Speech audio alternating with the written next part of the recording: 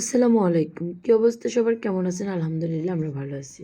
হাতে পাসপোর্টের টিকিট দেখে ভাববেন না যে আমি আপনাদের ছেড়ে কোথাও চলে যাচ্ছি। না, আমি যাচ্ছি না, আমার ছোট বোন যাচ্ছে ওর হাসব্যান্ডের কাছে সৌদি আরবে। তো এই কঠিন জায়গাটাতে আমি ২ বার আসছি। একবার আসছি আমি যাওয়ার জন্য, আরেকবার আসছি বোনকে ছেড়ে দেওয়ার জন্য। আমি আর কখনো কারো রিসিভ করতে আসিনি, কারো ছাড়তেও আসিনি।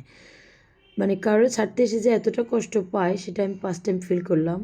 আসছে আমার ছোটো বোনকে ছেড়ে দেওয়ার জন্য, কিন্তু আমার এতটা খারাপ লাগতেছে আমি নিজেও জানি না।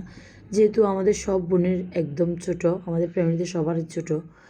তো বোনকে এখন ইমিগ্রেশনের জন্য ডাকা হয়েছে। বোন হচ্ছে ইমিগ্রেশনের জন্য যাচ্ছে। পিছনে আমার আঙ্কেল যাচ্ছে, ও হচ্ছে আমার বোনের শ্বশুর। আঙ্কেল সব কিছু বুঝিয়ে শুনিয়ে দিচ্ছে। উনিও ওনার বৌমার জন্য অনেকটাই মানে খারাপ লাগতেছে ওনারও। উনি বারবার ফোন কলে বোনকে জিজ্ঞেস করতেছে কিছু খাইছে কি না, এটা সেটা ওয়েটিং রুমে সব কিছু জিজ্ঞেস করতেছে। তো সবাই আমার বোনের জন্য দোয়া করবেন। জানি বোন হাসব্যান্ডের কাছে ভালো থাকবে আলহামদুলিল্লাহ। তারপরেও নিজেদের তো খারাপ লাগতেই পারে।